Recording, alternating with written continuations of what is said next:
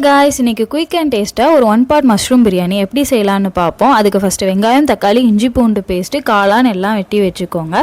அப்புறம் ஒரு குக்கரில் நெய் இல்லைன்னா ஆயில் ஒரு 2 டேபிள் ஸ்பூன் ஊற்றிட்டு பிரியாணியில் கசகசா அப்புறம் உங்களுக்கு என்னென்ன ஸ்பைசஸ் வேணுமோ அதையும் ஆட் பண்ணிக்கோங்க. எனக்கு அது பிடிக்காது, ஸோ அவாய்ட் பண்ணிக்கிட்டேன். அதுக்கப்புறம் வெங்காயம், இஞ்சி பூண்டு பேஸ்ட்டு போட்டு நல்லா வதக்கிக்கோங்க.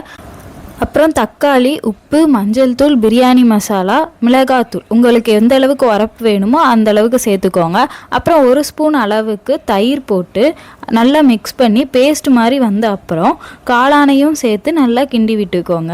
அதுக்கப்புறமா மல்லி புதினா போட்டு நல்லா வதக்கிக்கோங்க. இதுக்கப்புறம் நம்ம அரிசி சேர்த்துக்கலாம். 1 கப் அரிசிக்கு 2 கப் தண்ணி ஊற்றிட்டு உப்பு சரி பார்த்துக்கோங்க. உப்பு எப்போவுமே கொஞ்சம் தூக்கலாக இருக்கணும், அப்போ தான் பிரியாணி வெந்து வரும்போது கரெக்டாக இருக்கும். இப்போ இதை மூடி போட்டு ஒரு விசில் வந்ததும் ஆஃப் பண்ணிக்கோங்க. குக்கர் ப்ரெஷர் இறங்கின அப்புறம் ஓப்பன் பண்ணி பார்த்தா நம்ம பிரியாணி ரெடி. பாய் பாய்.